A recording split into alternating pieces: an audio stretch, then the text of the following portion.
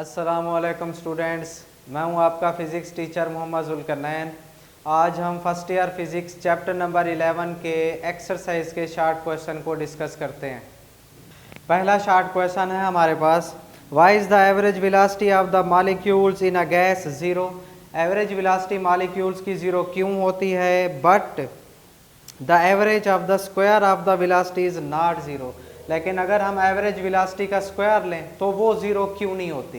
ये दो रीज़न हमने बताने इनकी, मतलब हमने मैथमेटिकली इनको प्रूव करके देना है। सबसे पहले हम एवरेज वेलोसिटी की बात करते हैं। The average velocity of gas is zero. ये ज़ीरो होगी, क्यों ज़ीरो होगी? Because the molecules moving in opposite direction with same velocity. क्योंकि हमारे जो मॉलिक्यूल्स होंगे इनकी वेलोसिटी सेम होगी, लेकिन इंसिडेंट होने के बाद जब वापस आएंगे तो इनकी डायरेक्शन एक दूसरे के अपोजिट हो जाएगी।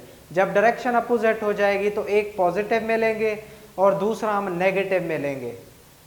तो एवरेज वेलोसिटी देखिए, हमने एवरेज निकाली, ये फर्स्ट v प्लस एवरेज के लिए, ये negative v due to opposite direction, और बट्टे में हमारे पास 2 आ जाएगा। ये प्लस के साथ माइनस कैंसल हो जाएगा तो आंसर आएगा हमारे पास 0। तो इसका क्या मतलब हुआ? इसका मतलब एवरेज वेलोसिटी 0 है, क्योंकि एक पॉजिटिव में है और एक नेगेटिव में है। अब average of square of velocities, अगर हम वेलोसिटीज का स्क्वायर लें तो आपको पता है नेगेटिव का स्क्वायर हमेशा पॉजिटिव होता है। जब हम पॉजिटिव को पॉजिटिव के अंदर ऐड करेंगे तो वो कैंसल आउट नहीं होंगे, बल्कि वो ऐड हो जाएंगे। Average of square is not zero. Square अगर हम एवरेज लें तो वो ज़ीरो नहीं होगा, because the square of negative is always positive. क्योंकि नेगेटिव नंबर का स्क्वायर हमेशा पॉजिटिव होता है, लिहाजा इसका हमने स्क्वायर ले लिया वेलोसिटी का, प्लस ये एवरेज के लिए ये नेगेटिव v था, इसका हमने स्क्वायर लिया। तो देखिए नेगेटिव नेगेटिव पॉजिटिव हो जाएगा, v square plus v square, हमारे पास आंसर आएगा 2v स्क्वायर। ये बटे में 2 है, 2 के साथ 2 कैंसिल हो जाएगा तो आंसर हमारा v स्क्वायर आया, मतलब 0 के बराबर नहीं आया।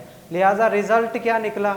अगर हम सिर्फ एवरेज लें वेलोसिटीज का तो वो किसके बराबर आता है? 0 के। और अगर हम एवरेज वेलोसिटी का स्क्वायर लें तो वो किसके बराबर आता है? v स्क्वायर के। वो हमारे पास 0 के बराबर नहीं आता।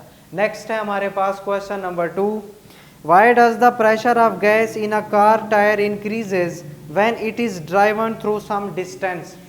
हमारी जो कार होती है इसके अंदर टायर लगा होता है, इस कार के चलने से टायर हमारा मूव करेगा, मोशन में आएगा। हमने बताना ये है कि प्रेशर इंक्रीज क्यों होता है। टायर के अंदर ट्यूब होती है, आपको पता होगा, इस ट्यूब के अंदर हम हवा मतलब गैस भर देते हैं।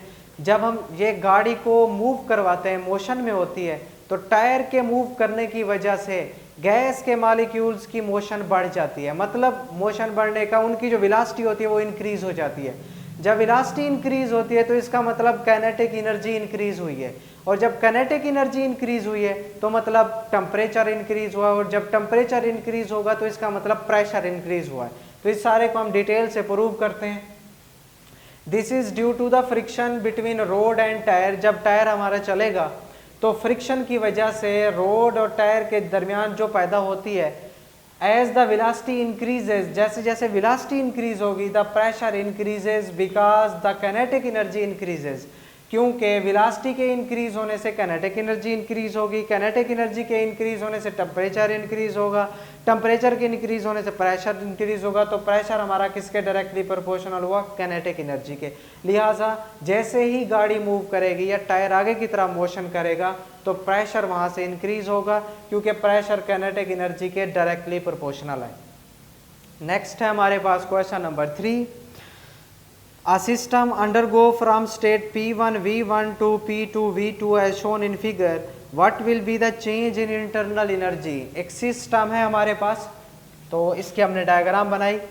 ये दो एक्सेस लिया हमने, एक एक्स एक्सेस, दूसरा हमारे पास है वाई एक्सेस। एक्स एक्सेस पर हमने इसका वॉल्यूम लिया हुआ है, वाई एक्सेस पर हमारे पास प्रेशर है। ये फर्स्ट कर्व P1 V1 के लिए और ये सेकंड कर्व है हमारे पास P2 और V2 के लिए। लेकिन हमारी बुक में लिखा हुआ है कि ये टेम्परेचर कांस्टेंट है। टेम्परेचर कांस्टेंट का मतलब ना टेम्परेचर इंक्रीज हो रहा है और ना ही टेम्परेचर डिक्रीज हो रहा है। अगर टेम्परेचर कांस्टेंट है तो इंटरनल एनर्जी टेम्परेचर के डायरेक्ट होती है। टेम्परेचर इंक्रीज करेगा तो इंटरनल एनर्जी इंक्रीज करेगी, डिक्रीज होगा तो इंटरनल एनर्जी डिक्रीज होगी। यहाँ टेम्परेचर है ही कांस्टेंट, जब टेम्परेचर कांस्टेंट है तो इसका मतलब इंटरनल एनर्जी में कोई चेंज नहीं आएगा। The change in internal energy is zero. क्यों जीरो होगा? Because the temperature is constant, क्योंकि हमारे पास टेम्परेचर कांस्टेंट है। नेक्स्ट है हमारे पास question number 4। Variation of volume by pressure is given by figure 11.13। A gas is taken along the path A B C D A. ये हमारे पास first curve है, ए बी सी डी और ये ए। यहाँ से इस सारे को अगर आप नोट करें तो ये एक साइक्लिक प्रोसेस है, साइक्लिक रिवर्सिबल। मतलब ये एक ऐसा प्रोसेस है जहाँ से इसने शुरू किया था दोबारा वापस वहीं आ गया, मतलब इनिशियल पॉइंट पर।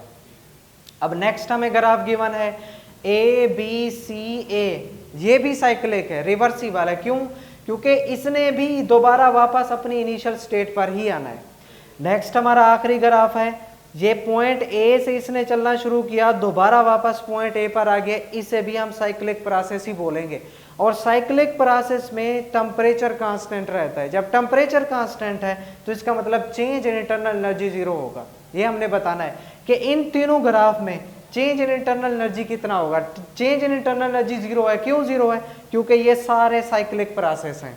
These are the cyclic process, so no change in internal energy, लिहाजा इंटरनल एनर्जी में कोई चेंज नहीं आएगा। नेक्स्ट है हमारे पास question number 5। Specific heat of a gas at constant pressure is greater than the specific heat at constant volume. Next हमारे पास है question number 5। Specific heat of a gas at constant pressure is greater than specific heat at constant volume. Why? हमने बताना ये है कि Cp ज़्यादा क्यों होता है, Cv कम क्यों होता है। मतलब specific heat at constant pressure ज़्यादा होती है, specific heat at constant volume कम होती है। तो क्यों होती है? When gas is heated at constant pressure, जब हम गैस को कांस्टेंट प्रेशर पर हीट करेंगे, some heat used in moving piston and remaining increase internal energy. यहाँ जो हीट है ये दो काम कर रही है।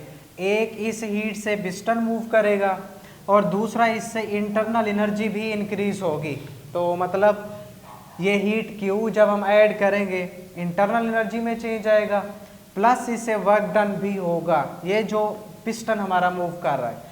अगर हम इसी गैस को हीट अप करें एट कांस्टेंट वॉल्यूम तो हमारी जितनी सारी की सारी हीट होगी, the whole heat use to increase the internal energy, वो सारी की सारी हीट किस में इस्तेमाल हो जाएगी? इंटरनल एनर्जी के इंक्रीज करने में। मतलब उससे कोई एक्स्ट्रा वर्क डन नहीं होगा। तो इसका क्या मतलब हुआ? ये जो Cp है ये वाली, ये ज़्यादा है, Cv हमारे पास कम है। क्यों? Cp से एक तो पिस्टन मूव कर रहा है, दूसरा इंटरनल एनर्जी में चेंज आ रहा है। Cv से सिर्फ और सिर्फ इंटरनल एनर्जी में चेंज आ रहा है, इससे कोई पिस्टन मूव नहीं कर रहा, लिहाजा Cp हमारी ग्रेटर देन है Cv से। तो डियर स्टूडेंट्स, ये थे हमारे पास चैप्टर नंबर 11 के एक्सरसाइज के first short question. Hope so आपको समझ आ गए होंगे। अल्लाह हाफिज़।